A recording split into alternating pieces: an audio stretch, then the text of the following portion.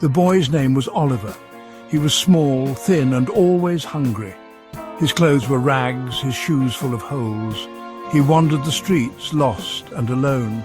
Oliver had no home, no family, no one to care for him. He slept wherever he could find shelter, doorways, alleys, under bridges. Each day was a desperate search for food. He would walk for hours, his stomach gnawing with hunger. Sometimes he found scraps in the garbage, a wilted apple core, a mouldy crust of bread. It was never enough. Hunger was a constant companion. It gnawed at his insides, making his head spin and his legs weak. He dreamed of food, warm bread, steaming soup, sweet berries. Oliver would watch other children eating, their faces happy and content.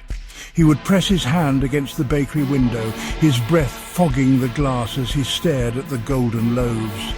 The baker, a large man with a flour-dusted apron, would shoo him away. Go on now. No loitering. Oliver would retreat, his heart heavy, his stomach empty. He vaguely remembered his parents. Their faces were blurry, their voices faint echoes in his memory. They had loved him once, he thought, but life had been hard, work scarce, food even more so. One day his parents had simply disappeared.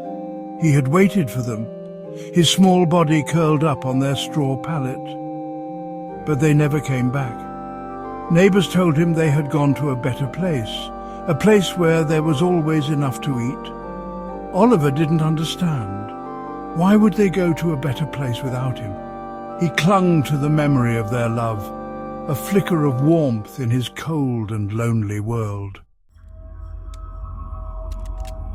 Oliver wasn't the only one. He saw other children like him, their faces gaunt, their eyes filled with the same desperate hunger. They roamed the streets, scavenging for scraps, their lives hanging by a thread. Their plight was a silent tragedy, hidden in the shadows of a world that had too much and too little at the same time. A world where abundance and waste existed side by side with deprivation and despair. Their stories, like Oliver's, were a plea for attention, a cry for help.